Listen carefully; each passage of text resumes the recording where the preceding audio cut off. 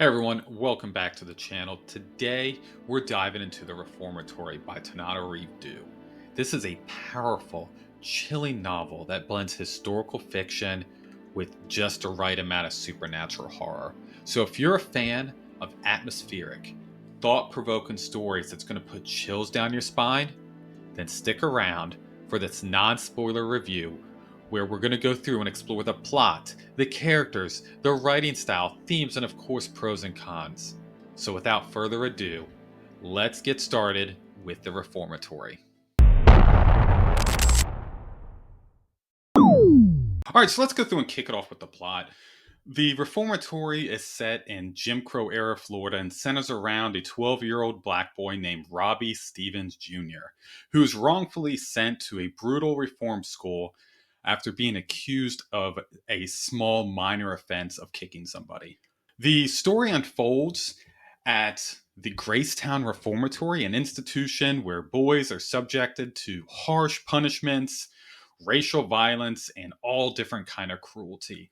But what makes the situation even worse is that Gracetown is not just haunted by the horrors of its staff, it's also literally haunted by ghosts of the reformatory's dark past.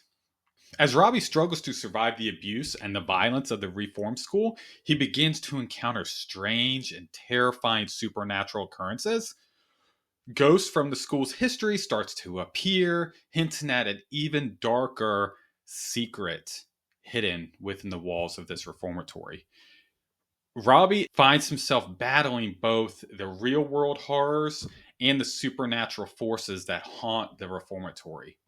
Now, this story is gripping, it's emotionally charged, that weaves together historical realities and ghostly terrors.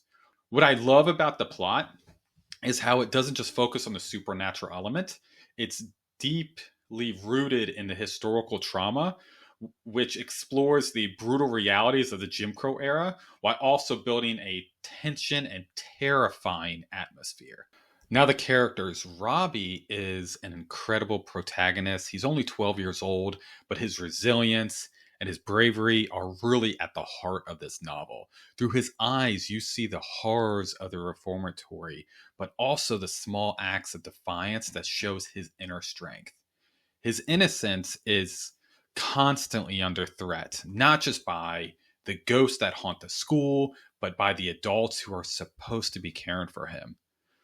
Due does an amazing job at capturing the fear and confusion of a child in such this type of environment, while also giving moments of agency and strength.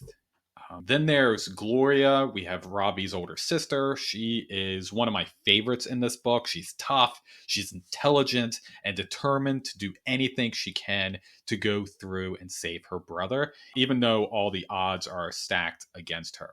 Gloria's perspective goes through and adds a layer of urgency and fear to the narrative because while Robbie is trapped inside the reformatory, Gloria is fighting from the outside, dealing with all the legal and social barriers of the time. Her desperation to save her brother is so intense, and it's clear that she is willing to do whatever it takes to bring Robbie home. Then there's, of course, we have the antagonist, specifically the staff of Gracetown Reformatory. These characters represent the corrupt and violent system that seeks to dehumanize and control children. The cruelty of these figures is deeply unsettling, and Due doesn't shy away from showing the abuse. The horrors the staff inflict are not just individual acts of cruelty, but part of a much larger psychological and oppressive nature. The writing in the reformatory is absolutely phenomenal. Her prose is both vivid and atmospheric, creating a setting that feels alive. She balances the horror element with a strong sense of historical realism, making the book feel both grounded and really terrifying. The Gracetown Reformatory is described in such a detailed manner that you can practically feel the heat, feel the pressure, hear the whispers of the ghost, and sense the terror lurking around in the shadows. The structure is so well paced. The story alternates between moments of the real world and the supernatural occurrences that slowly starts to build up as Robbie starts uncovering more about the reformatory's haunted history. Due uses the supernatural elements very sparingly at first, which makes the moments of ghostly terror even more chilling when they do occur. It is a slow burn starting out, but the tension starts building very quickly until it reaches a truly unsettling climax. What I really do appreciate about Due's writing is how immersive it is. She really knows how to put the hook in. While the subject is very heavy, the story is so engaging that you won't want to put this book down. Every detail feels purposeful, the atmosphere is clear, and she creates everything together in such a haunting manner that is truly terrific.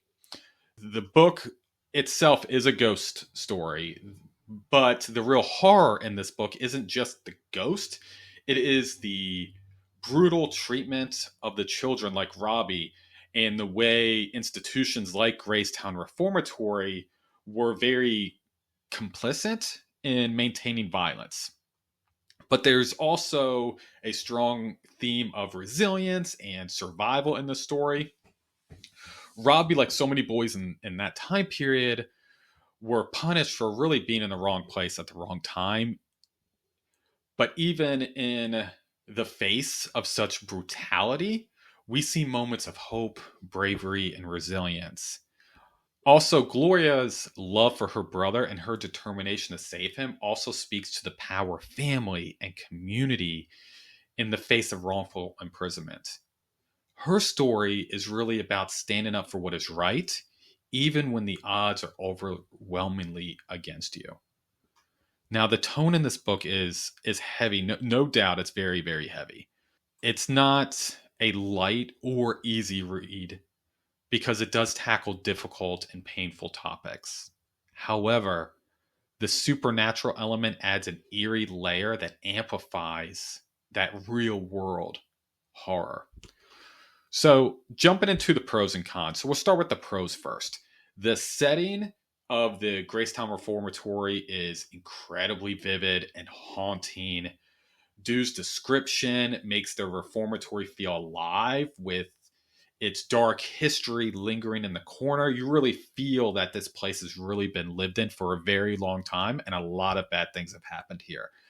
The book does tackle racism, institutionalized cruelty, history, or historical trauma in a way that feels raw and authentic.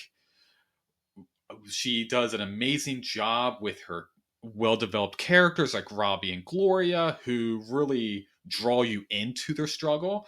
Their resilience and determination makes them really compelling characters that feel so real. It's like I really know these characters. And the ghostly element in the book are are used sparingly but very effectively. When the ghosts do appear, it's honestly very unsettling, adding another layer on top of an amazing story. So, some cons. The book does take a little while to get going. The first few early chapters really focus on setting up Robbie's background and the atmosphere that we're going to be living in for the remainder of the book, which might feel kind of slow for readers who are expecting a supernatural action from the get go. The other con, this book is, again, it's very heavy. It's a very heavy read dealing with very serious topics like violence, abuse, trauma, and some readers might find the content difficult to get through, especially because it's so emotionally intense. There's one part specifically that had me feeling every moment with the character. I was there with them and I truly felt every part of the experience they were going through. It was rough, but so well written. So would I recommend The Reformatory by Tananarive Due? Absolutely, especially if you enjoy horror that's rooted in historical realities. I went through and rated this a 10 out of 10, which on my scale is amazing. This book does an excellent job of blending supernatural elements with real world horrors and abuse, making it both terrifying and deeply thought provoking. Due's writing is masterful, and the characters will stick with you long after you finish this book. I became an instant fan of Due's, and I cannot wait to read some of her other works. So thank you so much for watching. If you've read The Reformatory, I would love to hear your thoughts in the comments below. Let me know how you feel about the blend of history and the supernatural element. If you have not read the book, let me know if this is something you're planning on reading. And as always, don't forget to like, subscribe, you know what to do. Thanks again for watching, and I will see you in the next one.